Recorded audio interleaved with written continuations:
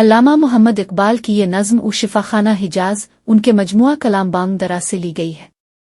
اس نظم میں اقبال نے حجاز، جہاں مکہ اور مدینہ واقع ہیں، کی روحانی اہمیت، زندگی اور موت کے فلسفے اور انسان کے اندرونی جنون کو بڑے گہرے اور علامتی انداز میں بیان کیا ہے۔ آئیے اس نظم کی شعر با شعر تشریح جدید اور دلچسپ انداز میں کرتے ہیں۔ شفاخانہ حجاز۔ ایک پیشوائے قوم نے اقبال سے کہا، کھلنے کو جدا میں ہے شفاخانہ حجاز۔ تشریح۔ یہاں اقبال کسی خیالی حقیقی و پیشوا رہنما کا ذکر کرتے ہیں جو ان سے بات کر رہا ہے۔ بات چیت کا موضوع ہے شفاخانہ حجاز، یعنی حجاز کا ہسپتال جو جدہ میں کھلنے والا ہے، لیکن یہ محض کوئی جسمانی ہسپتال نہیں بلکہ ایک علامتی خیال ہے۔ حجاز جو اسلام کا مقدس سرزمین ہے، یہاں شفا، روحانی سکون کا مرکز بننے کی بات ہو رہی ہے۔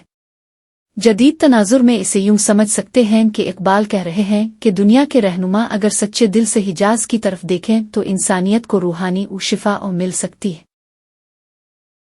ہوتا ہے تیری خاک کا ہر ذرہ بے قرار، سنتا ہے تو کسی سے جو افسانہ حجاز۔ تشریح۔ یہاں اقبال حجاز کی مٹی کی عظمت بیان کرتے ہیں۔ کہتے ہیں کہ اس سرزمین کا ہر ذرہ بے چین اور بے قرار ہو جاتا ہے جب کوئی اس کا قصہ سناتا ہے۔ یہ ایک جذباتی اور رومانوی تصویر ہے۔ جدید لہجے میں کہیں تو یہ ویسے ہی ہے جیسے کوئی اپنے وطن پسندیدہ جگہ کی کہانی سن کر جذباتی ہو جائے۔ حجاز کی یہ بے قراری اس کی تاریخی اور روحانی اہمیت کی طرف اشارہ ہے جہاں سے اسلام کا پیغام پھیلا۔ دست جنوں کو اپنے بڑھا جیب کی طرف، مشہور تو جہاں میں ہے دیوانہ حجاز۔ تشریح۔ یہ شعر بڑا دلچسپ ہے۔ اقبال کہتے ہیں کہ اپنے اندر کے جنون، پاگل پن کو جیب کی طرف بڑھاؤ، یعنی اسے کنٹرول کرو، اسے کوئی سمت دو۔ کیونکہ حجاز کا دیوانہ تو پہلے ہی پوری دنیا میں مشہور ہے۔ یہاں وہ دیوانہ حجاز، ان سے مراد وہ عاشق ہیں جو اس سرزمین سے عشق کرتے ہیں۔ جدید انداز میں اسے یوں دیکھیں کہ جو چیز آپ کو پاگل بنا دے اسے اپنی زندگی کا مقصد بنا لو۔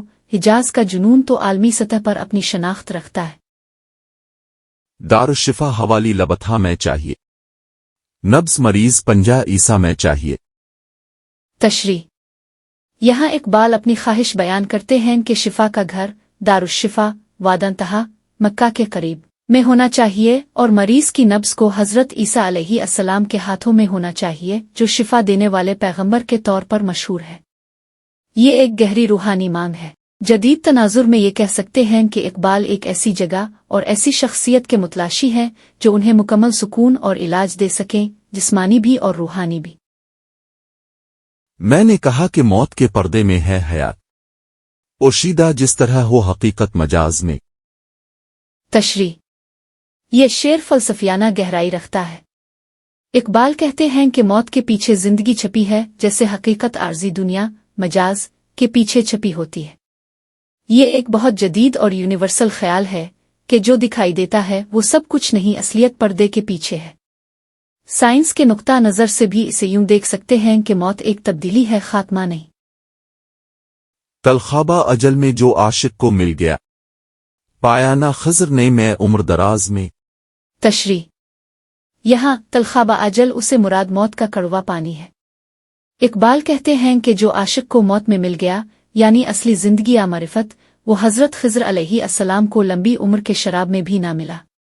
جدید لفظوں میں یہ ایک گہری بات ہے کہ کبھی کبھی مختصر لیکن معنی خیز زندگی لمبی لیکن بے مقصد زندگی سے بہتر ہوتی ہے۔ اوروں کو دے حضور یہ پیغام زندگی، میں موت ڈھونڈتا ہوں زمین حجاز میں۔ تشریح۔ اقبال کہتے ہیں کہ زندگی کا پیغام دوسروں کو دے دیں، میں تو حجاز کی سرزمین میں موت کو تلاش کرتا ہوں۔ یہ موت کوئی منفی چیز نہیں بلکہ ایک اعلیٰ روحانی منزل ہے۔